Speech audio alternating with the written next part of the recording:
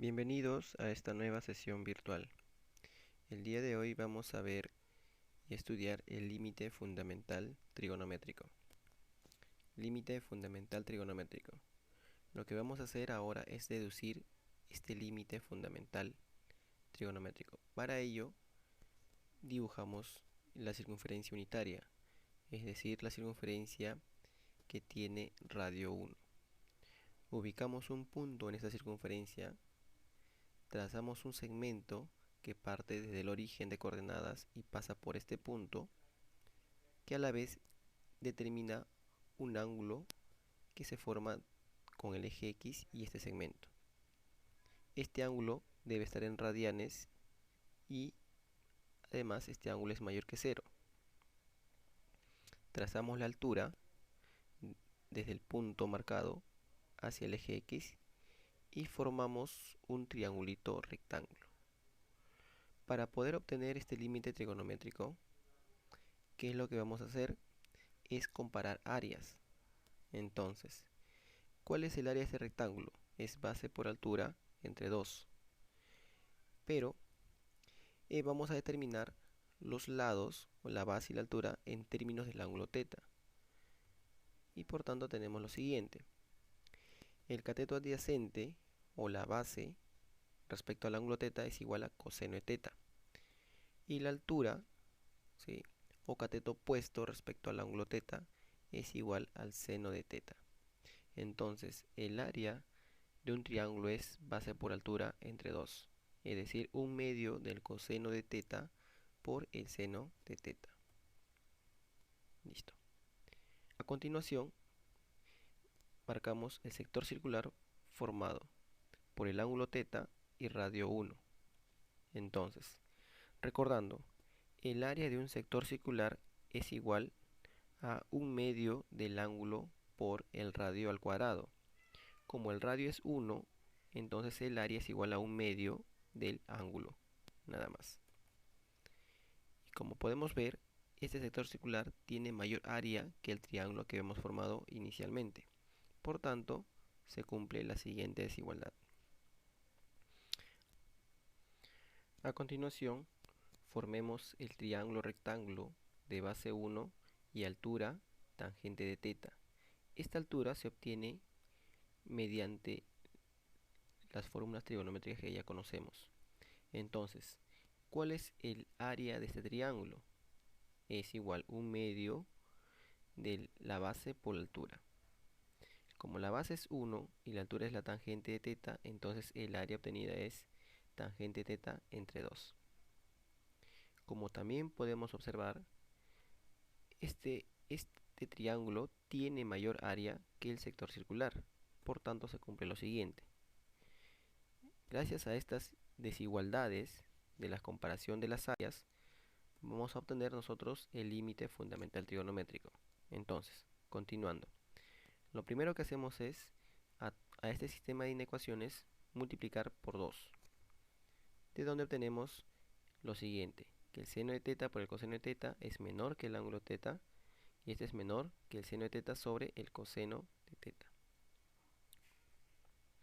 Continuando, ahora vamos a dividir a todo este sistema entre el seno de θ, obteniendo lo siguiente. Coseno de θ es menor que θ sobre seno de θ, y esto es a la vez menor que 1 sobre el coseno de θ. Lo que vamos a hacer es ahora invertir el término central de este sistema de inecuaciones. Al invertir tenemos lo siguiente.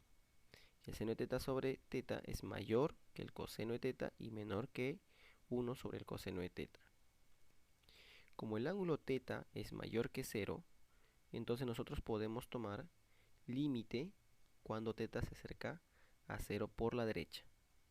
Es decir, podemos hacer lo siguiente. El límite cuando θ tiende a 0 por la derecha del coseno de θ va a ser menor que el límite cuando θ tiende a 0 por la derecha del seno de θ sobre θ. Y esto a la vez es menor que el límite cuando θ tiende a 0 por la derecha de 1 sobre el coseno de θ. Como el límite de la parte izquierda, el límite cuando θ tiende a 0 por la derecha del coseno de θ vale 1, y también en la parte derecha el límite cuando teta tiende a 0 de 1 sobre coseno de teta también es 1, concluimos por una propiedad de límites que el límite cuando teta tiende a 0 por la derecha del seno de teta sobre teta es igual a 1. Ahora la pregunta es, ¿qué sucede cuando tomemos límite cuando el ángulo teta tiende a 0 por la izquierda? ¿Sí? Entonces, partimos de lo siguiente. El límite de seno de teta sobre teta cuando teta tiende a 0 por la izquierda. Decir que teta tiende a 0 por la izquierda quiere decir que teta está tomando valores negativos. Se acerca a 0 tomando valores negativos.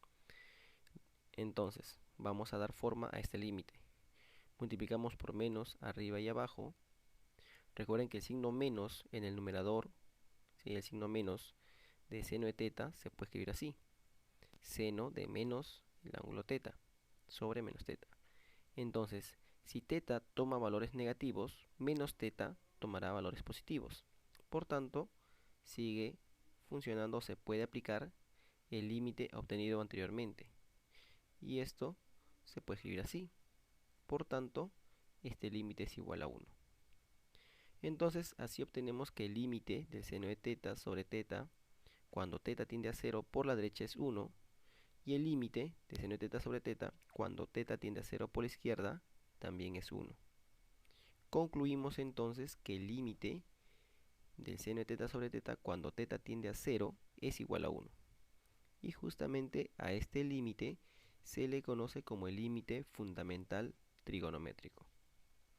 Este límite es muy importante para poder hallar límites que involucran siempre funciones trigonométricas. Ahora veamos el caso general. Conocemos que el límite cuando teta tiende a 0 del seno de teta sobre teta es igual a 1. Ahora, si tenemos que el límite cuando x tiende a de una función f de x es igual a 0, entonces podemos generalizar el límite fundamental trigonométrico de la siguiente manera. El límite cuando x tiende a del seno de f de x sobre f de x es igual a 1. Para que quede claro esto, veamos un ejemplo. Evalúe el límite cuando x tiende a 0 del seno de 5x sobre x. Solución. Lo que voy a hacer es darle la forma del límite fundamental trigonométrico, pero el caso general. Entonces para esto observamos que el seno de 5x sería mi f de x. Entonces lo que voy a hacer es multiplicar arriba y abajo por 5. Luego ese factor 5 va fuera del límite y tenemos que el límite cuando x tiende a 0 del seno de 5x sobre 5x. Este 5x viene a ser mi función f de x.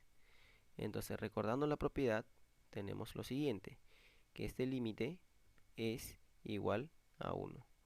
Por tanto, yo tengo que este límite es igual a 5.